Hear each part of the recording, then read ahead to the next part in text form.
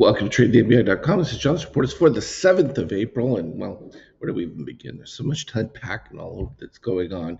Obviously, we see the ridiculousness of a whole tariff narrative as, 40, 50 countries have already called trying to reduce tariffs to zero. It's always funny when these people will be complaining because these are reciprocal tariffs, which means you already have them on place against the U.S., but somehow it's not fair that it should be equal. Go figure that one out. That made sense way back in the day in the 80s, early 90s when a lot of these countries weren't developed. I don't think anyone's going to argue that China's in the same position that it was in the early 90s when it was trying to get into the WTO, and that it just doesn't exist. And so, even for instance, Europe, they say, well, we charge the VAT to all of the clients. Well, that's not how it works. I'm here in Italy. And so what happens is I bring a product in from the US, they charge their tariff on to it, and then they take that new total and then they add the VAT on top of that. So you pay tax on top of the tax. So they're full of it when they tell you otherwise. So those are the realities. And this is really fundamentally just taking their free gravy train and eliminating it. And they don't like it, of course. It's like you take candy from any baby, they're going to cry. It doesn't change anything. They don't have a choice. This is plain and simple math. Now, of course, does that bother a bunch of these trans global corporations? Yeah, they don't like it very much at all. And, this is another interesting one because I remember, from my earlier experiences going all the way back to the crash of, 87, the Black Monday, and that. A lot of these people that trade today don't even remember half of these events that have taken place from the dot-com bubble on down. Maybe they remember the '07 situation, but maybe even not so much that. And the reality is, it's just interesting. I remember being way back in late '90s, and at that time, my first wife worked at the newly created DreamWorks, and she came to me one day and said, we had this big meeting. Jeffrey Katzenberg had all these Wall Street and economist guys come in from, New York, and they were telling him, this was fall of 99 or whatever. They're like, well, they're expecting the Dow to be dropping at least 100 points per month, if not more. And I'm like, interesting. And, of course, I changed my positions accordingly. But lo and behold, it happened much faster than that. So it's not as though there aren't people who don't know that these things are about to take place and can't see it. And this is why I always modeled my algorithms. And even when I first began doing, written reports for the market, explaining that, it's not about the total number of traders that exist. It's about those who control the resources that decide where the market goes. And you now get to see it clearly in companies like BlackRock and the control that they have. And so it becomes their decision, and they're the ones that reset these things. And it's not about average Joe and what he's trading. Then it's irrelevant. It's just not enough to make any difference whatsoever because they can leverage at extraordinary volumes with the amount of money that they can acquire from the Fed and others via banking. And this becomes the interesting one. Is the Fed going to backstop this and prevent it? And that's what they're looking for. They're trying to force a hand here. And it's a clear political statement. That's the whole point of this, because from an economic standpoint, nothing's really changed. In fact, things are, as we've discussed, not great, but they're not horrible. And there is that transition period. Now, you can see what I've done here is I went ahead and marked and shrunk this way down for our daily chart, going all the way back to our positive extremes again. And this is why we have these, because it lets you know that, while we have different time frames in trades, some trades are much larger than you might think. And whenever you see the positive extremes, it's a setup of the imbalance. And whether or not they decided to make the run for a move, you have different ranges in between. And this is where we don't get them very often, particularly when it comes to daily situations and that, but they do fill. So we had the first one, what was all the way up here at the upper 49 level. That one just filled. Then the lowest side of that one going all the way back. What date is this? We're looking at the end of 23. I'm sure we can probably potentially find a couple others. Usually the mean reversion, and this is the other reality of this, one of the first times where you're actually seeing normal market behavior versus the controlled aspect that we saw. Everything from 2009 on was complete Fed orchestration. I mean, there was no free market at that particular stage, and I complained about that at the time. That all you were seeing was this constant liquidity being pumped in to push things. From an NQ standpoint, it's much worse. I can shrink the chart, and you can still see the same positive extremes that exist within there. But how perfect! I mean, that was the whole point of the MBI White expressing itself to let what the situation was and how it was going to be proceeding, and very clear. Shakeout, no question about it. That's pretty straightforward, uh, clean as can be. Same thing with this orange on the DOC between cyan red. For the continuation, there was a potential when we had the dip here, but what you don't have is the reset of short-term buyers, which is always a negative from that standpoint. You can get a small pop from there, but that's just an opportunity to short into it. Uh, Pretty clean from that standpoint. And we're not even in an oversold situation here in this particular case. You haven't even dipped below the red line yet. That gives you any indication of what's going on right there. It does. It's pretty clear. From a treasury standpoint, of course, money is going to flow back into treasuries. That's going to decrease the yield some.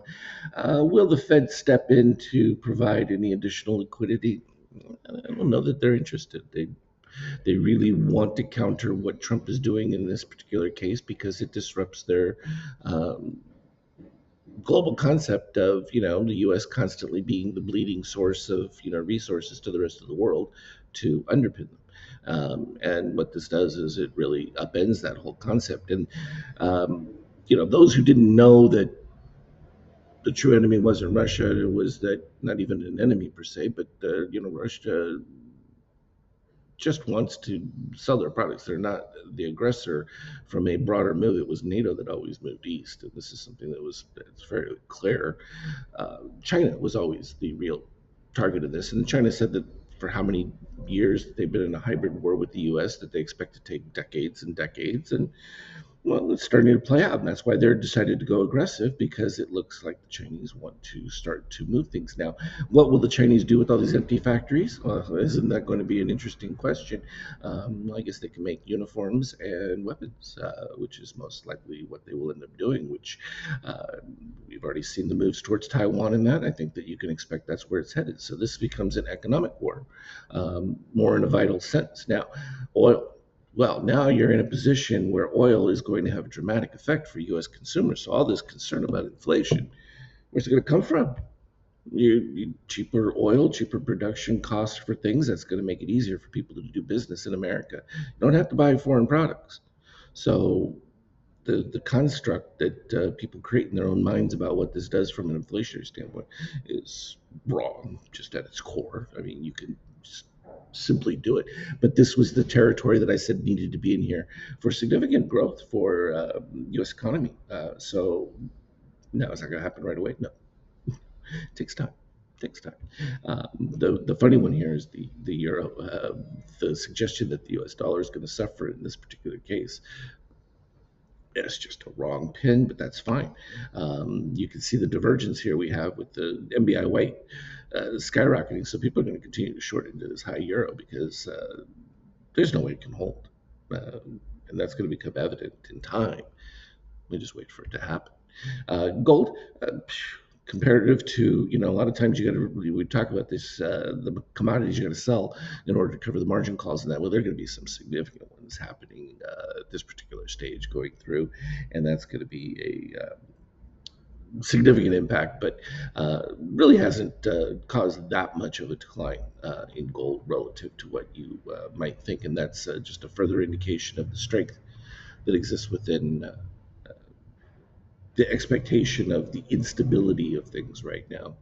Bitcoin and that, of course, I went ahead and marked those as well because, again, it's relevant to mark the positive extremes.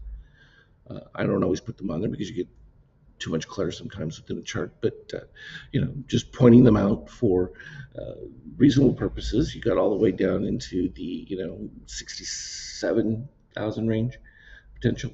But you would expect that 73 range, and I think that's positive extremes right there. Then we move back a little bit further, and we get the additional, and then right back here was the low side ones. So that takes you quite a ways back, late part of 24. It's not that far, but just points it out. There are a few others that are in between there, but we filled a lot of those when we had the last uh, crypto dip, so to speak. And so that was fairly healthy within that. But again, we talked about Bitcoin and that being a transient holder for a lot of non-fiat based, parking of money, that you can just transition between. ETH far worse than the others within that. And here we go from a 50K standpoint. Yeah, 23% was we had an opportunity where it was starting to turn around right here. You had the magenta move above MBI white at this particular stage, but then it got really into excessive area just at the 23%. And that gives you a pretty clear idea. You know that there's got to be a reset, but you would have to see magenta stay above that 33 through it. And MBI white poked right above it, right at the 23%. Well, that's your clear sign. At the same point, you had the meeting, and this is where we were actually talking about this on our Skype chat at the time, the meeting between cyan and green, and then the rejection. And now, typically, you want a stronger break of that. To give you a much stronger move. The MBI white, though, helps in the clarity of understanding that, if you're at 23%, you're headed to zero. And that's exactly where it went. And then you got the stronger rejection that took place as the beginning of the breakdown started to go. And every time you see those meetings and the separation between cyan and green, and it's easy to watch, you're always going to get that breakdown. And the stronger that rejection, like in this particular case, leading right up to where the open was, and what are we down? 245 at this particular stage. All pretty clean, but you can see a reset taking place at this particular stage now of MBI white, and that. So you may see some stability hold in there, but you still have a very weak shakeout. That's pretty clear all the way from the very first red on the shakeout going all the way through. No brain surgery with that. That's just following the simple indicator as it is. So from the intraday standpoint, yeah, pretty fun. So there's still opportunities from the long side of it, but overall it was unidirectional, one way south. And here was the open coming down and the European session, because now China is going to start reeling from it. And they can't sustain it, but not nearly as long as the U.S. can. They're going to have to start throwing tons of liquidity at everything, and we'll just continue to see how it plays out. But overall, I think the readings that we have been exemplary in explaining exactly where we're at. The broader global geopolitical situation is really this fight, and it's a big one. And for now, it's playing out from an economic standpoint. So we'll see how it hopefully doesn't turn to anything beyond that. Time will tell. As always, though, I will continue to update you on what's really taking place. Have a good one. Look for us on the Skype chat. Trade well.